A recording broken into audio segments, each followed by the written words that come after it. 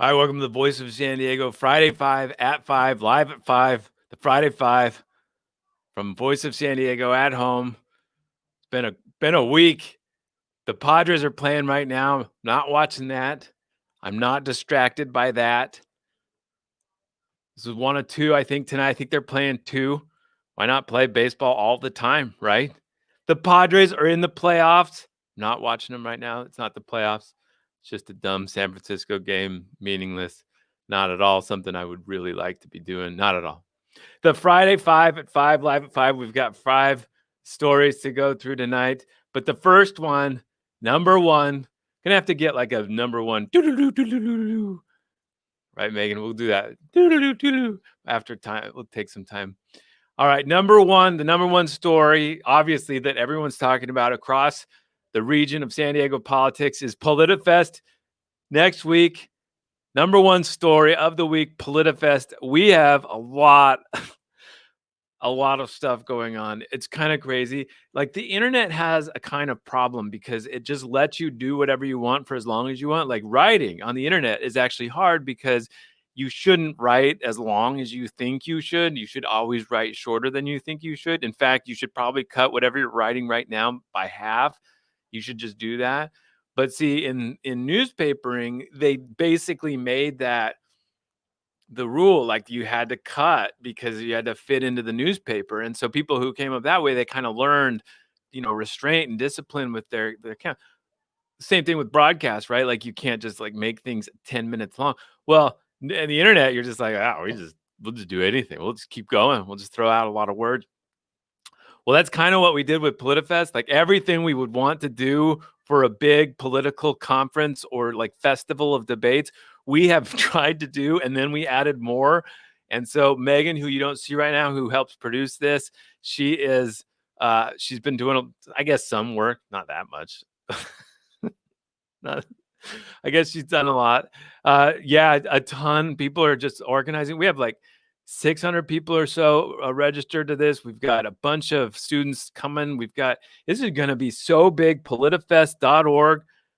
This is our pick your future graphics. It's going to go on from Tuesday till Saturday every evening, and then Saturday we got just a ton of different discussions. It's going to be so interesting. We got congressional debates. We've got all the city council debates for the city of San Diego, plus Chula Vista City Council debate. We've got Encinitas mayoral debate. We've got, I keep bringing that one up as one I'm excited about. Everybody's like, why is that the one you keep talking about? Well, it's pretty interesting little race. There's also the mayor's races. We've got just a lot going on. We're going to have a panel about redistricting. I wanted to run through some of those that I was really excited about that aren't as like the big debates. So for you political people, if you're watching my live at 5 on Friday, you're probably right up there with me as far as how much you care about this stuff. Otherwise, what are you doing? Don't do this. Go watch the Padres or eat dinner or something. So one of the things that I'm really interested in is this discussion where I'm going to have moderate on Saturday inside the 10th and 11th floors. I've got Venus Molina, Chief of Staff for Councilwoman Jen Campbell. I've got Frances Barraza. She's the mayor's Senior Director of Community Engagement. And I've got Lucas O'Connor, the kind of savant political stats guy and just policy guy who works for Council Member Chris Ward. I'm hoping to get a little view of how things work. That's where the staffs of the mayor and the city council work, 10th and 11th floors of City Hall. But also I want to talk about the future of City Hall. Like there's Democrats are obviously going to be dominant, but there will still be divisions. There will still be dilemmas. There will still be rivalries. There will still be, policies that break down between them. What will those be and how will it work out? That's what we're going to talk about. We're going to get into that.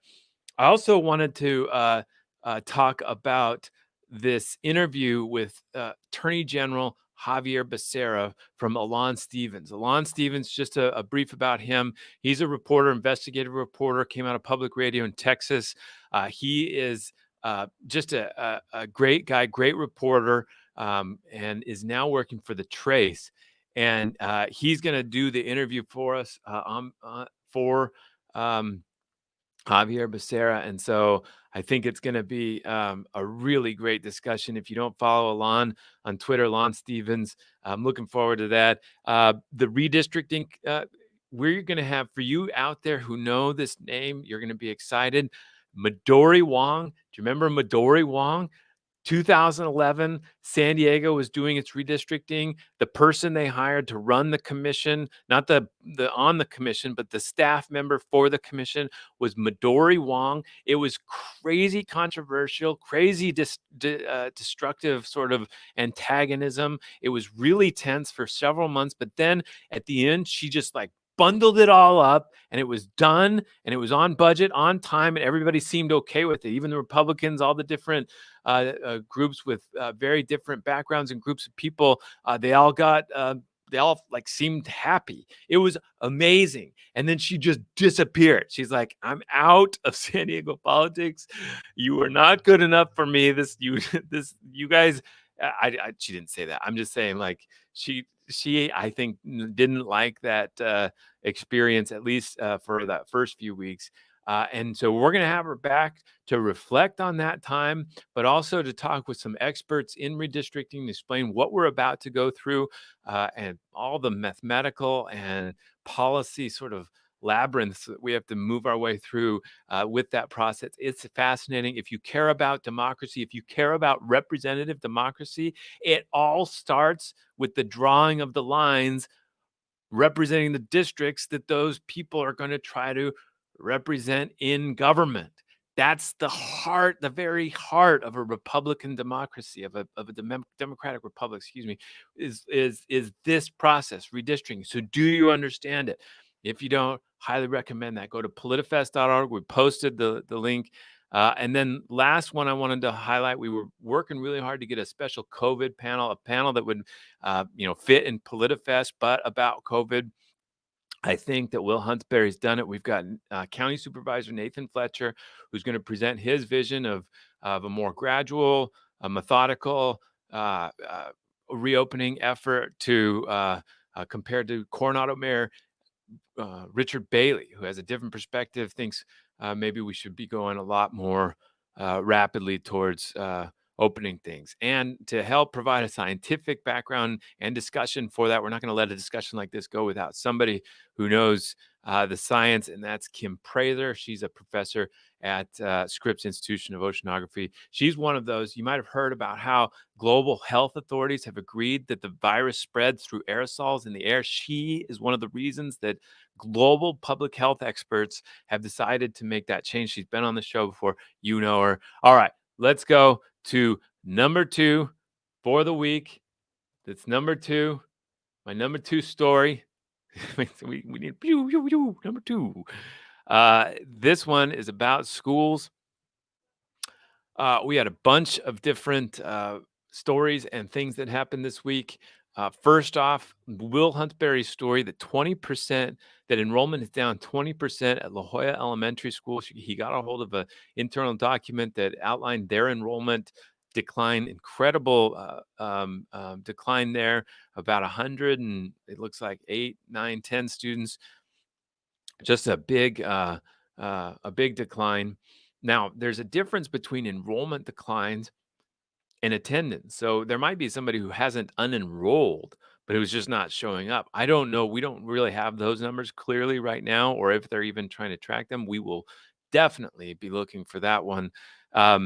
If enrollment drops at schools, usually what has to happen is they have to rearrange teachers. Often a school that loses a ton of enrollment has to transfer a teacher to a school that maybe gained enrollment. So we don't know if that's happening, if this is or maybe all of the schools are losing that much. So it's not happening because they're all losing. And if that's happening, my God. Now, the school district said, no, it hasn't been nearly that percentage. They had a much smaller percentage that they reported unenrolling across the district, but a huge issue there. Now, we had a debate on, I think it was Tuesday or Wednesday. I lose all sense of time. with Parents for Quality Education, we talked to the 6 school board candidates, including the 2 incumbent candidates who are on the board already, Sharon Whitehurst Payne and Richard Barrera. Now, Richard Barrera basically laid out an announcement of when we will start to see special ed kids return in the first phase of a mini phased approach, apparently to reopen San Diego Unified School Districts. And so that is going to be the special ed kids first. And he said that they would start going back to class in mid-October in an appointment-based setting for special education students who are carefully selected. They apparently applied a criteria and identified 12,000 students. And then he and Sharon Whitehurst Payne talked about how they were going to try to open elementary schools in November if things progressed. Then I made a suggestion in this debate. I wanted to highlight a particular moment.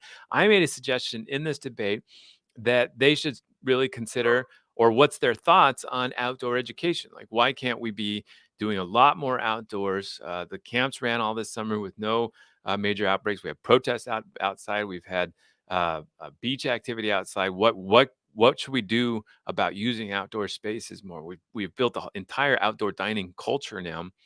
So I asked that, got a lot of great response. And then Sharon Whitehurst Payne said this. This was a rather fascinating moment for me. I wanted to highlight it.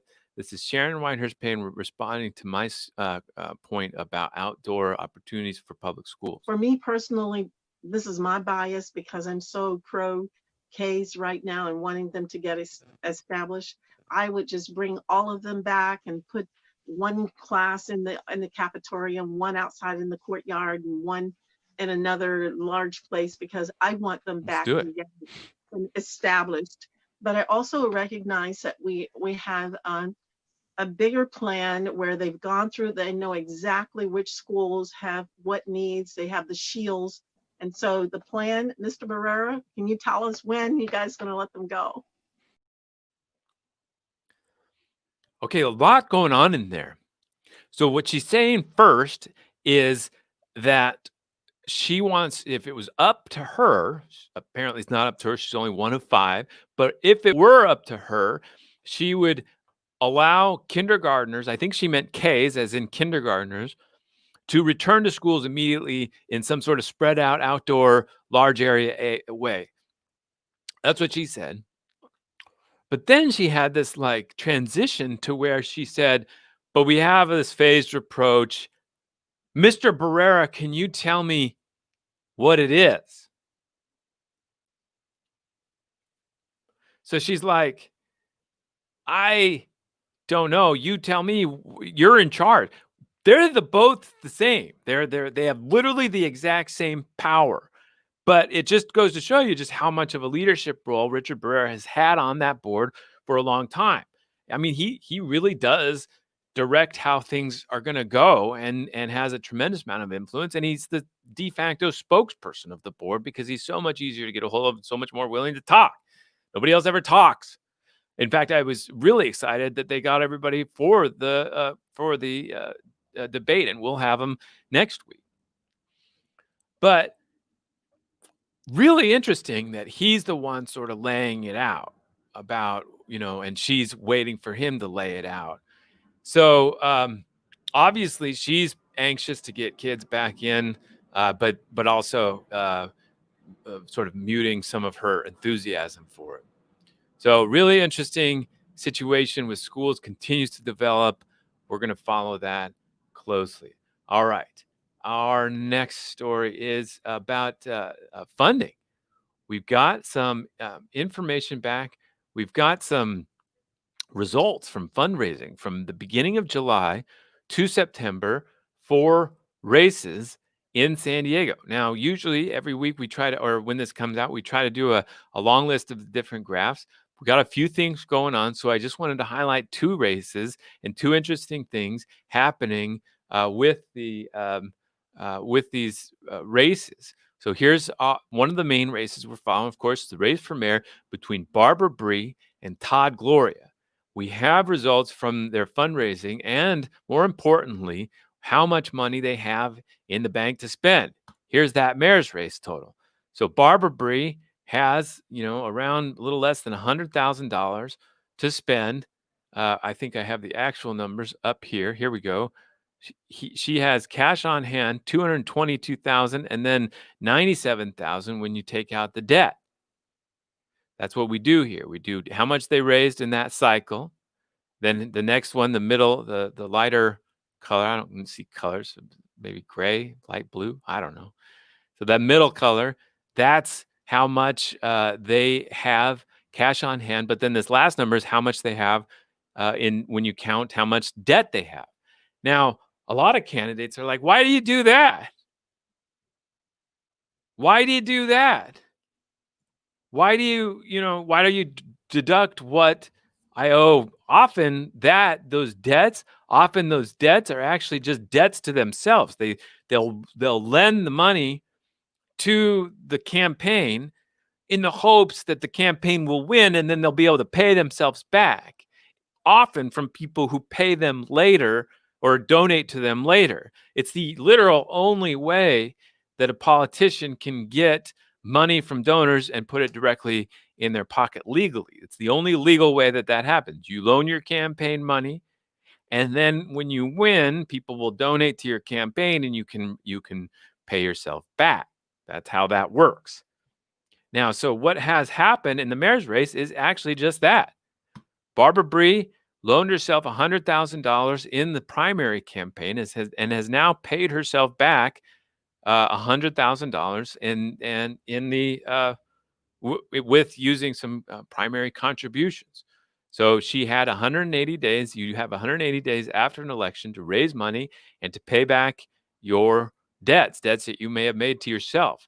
And so that's what she has done, and that has had to the detriment of her cash on hand. Now she's still this third bar, this dark blue, I guess, or light. I don't. Colors are just not my thing. $97,301 that she has over there. That's cash on hand minus yet another $100,000 debt that she has. So I think that's a good representative of how much she's willing to spend. Now compare that to Todd Gloria on the right.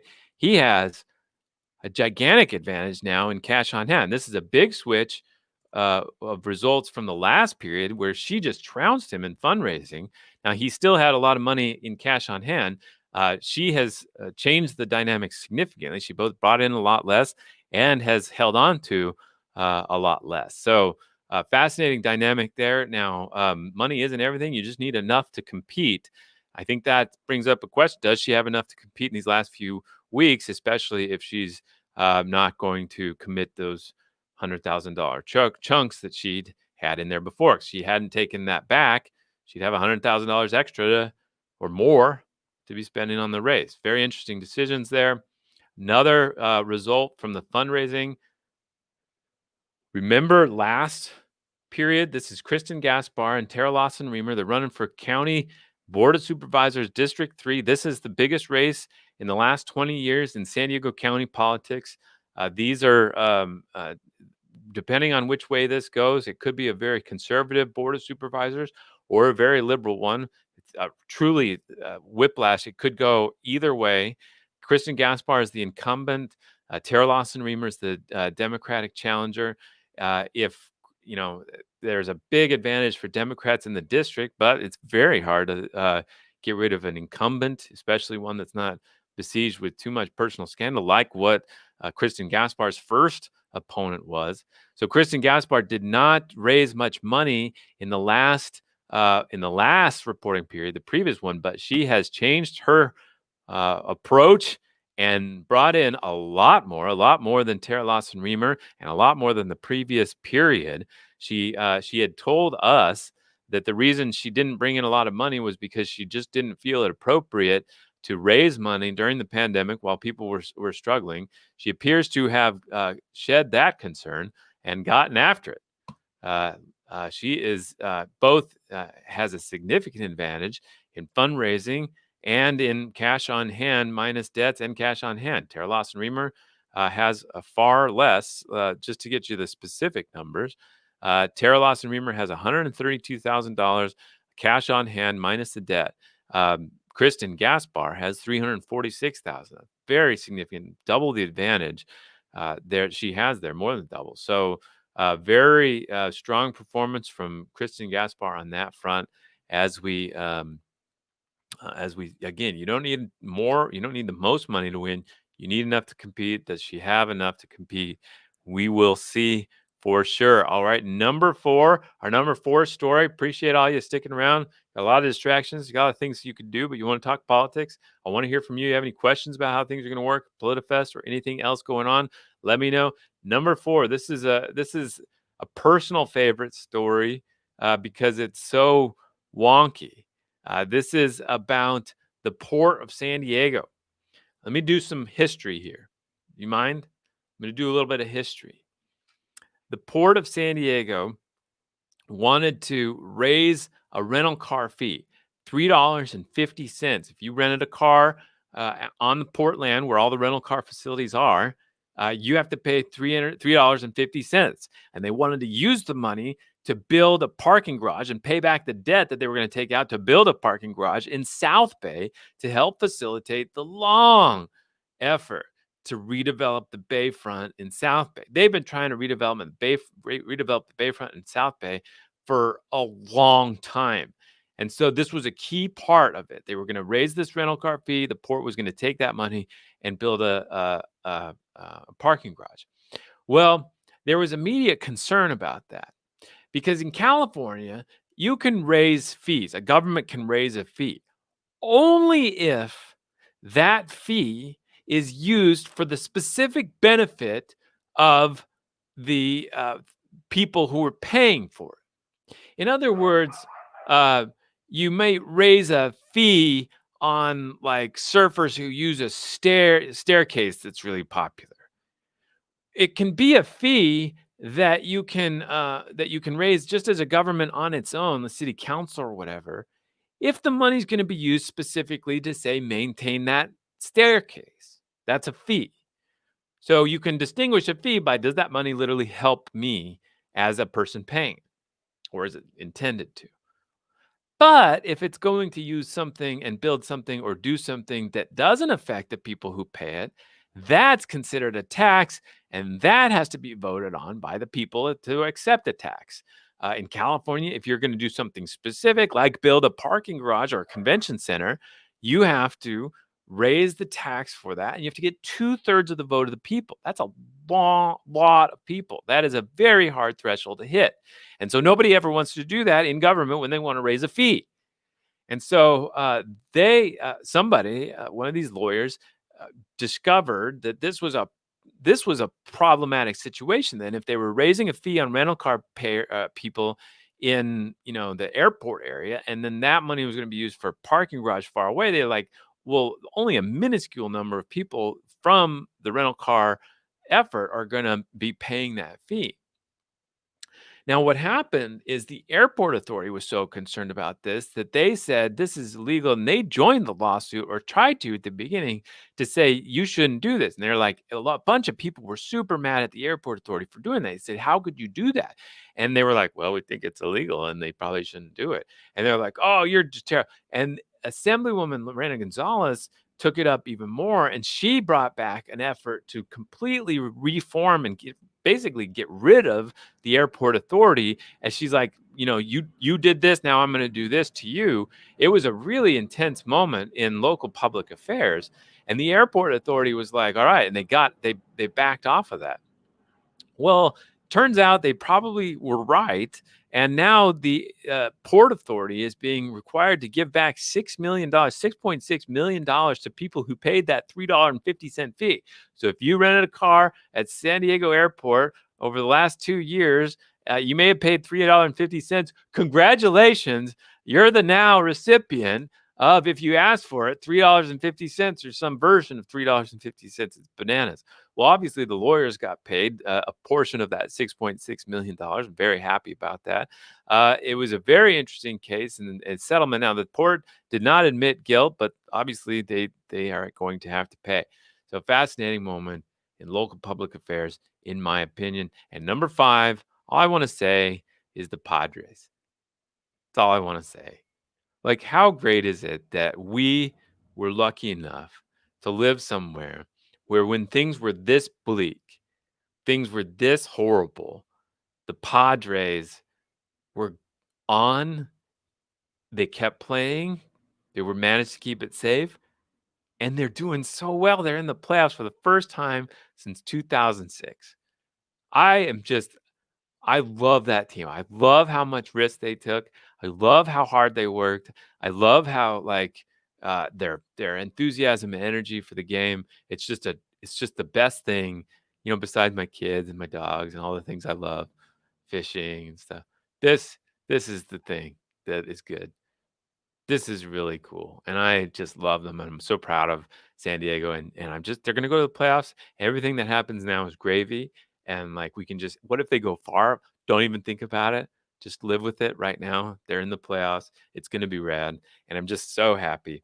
I was just quick background. I grew up in Colorado before the Rockies were there, and so we used to watch, the Cubs, and I was a big baseball kid, and I collected cards. I can tell you the lineup of the 89 through 91 Cubs really easy, but we watched WGN, and that was the only team I had. And then we moved to Utah before the Rockies ever went to Colorado, and so I never really had a team. When I got into college, the strike and everything, I got rid of. I hated all the. I just got sick of baseball, and so when I started getting back into it, I was like, well, maybe I'll be a Giants fan because they're close to Salt Lake City. But then we moved to San Diego, and I'm like, I'm just gonna do this. I'm gonna be in San Diego. I'm gonna stick with San Diego. Finally, after a few years, and then it was bad.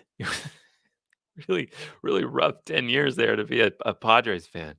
Uh, so so I feel like I put in my time, and this is just special. So if you're like me and excited about the Padres, um, hopefully it can give us a little bit of respite from this existential crisis we're watching on every front. I know everybody's trying to understand everything really well and doing everything. Do your part, do your purpose, do it with integrity, and we'll get through everything one day at a time. All right. I love talking with y'all. I'm going to go catch up with the politics report. Please sign up for PolitiFest, politifest.org. That's politifest.org. Check that out. You're going to want to be there. There's a whole menu of things to look at and follow. Just pick a couple that you might like. And the app that you can get to is fantastic. It's a great way to decide what you want to do. And Megan and and Anna and everybody have put so much great time into it. It's great. It's going to be a fun time. We're going to learn a lot about online event management. That's for sure. And just excited about it. So check that out. Also, if you so that means there's not going to be any of these shows next week. We're going to be just doing this. Starts Tuesday evening with Sarah Libby's discussion on the California ballot measures, neutral educational approach to explaining all those different ones. So check that out. Who does Boise Standing use as their banking? I think we use Bank of America and California Coastal Credit. Why? Um, so excited for PolitiFest. I applied for the redistricting commission. Excited to pay attention to see how it's done. If you like redistricting, that panel is the best thing for you. It's going to be so good. It's just going to be if you're into redistricting, go there. You'll be just like this is like Legoland for me. Uh let's see. Go Padres, go Padres. Absolutely. All right, guys. We will talk to you. See you Tuesday for the start of PolitiFest.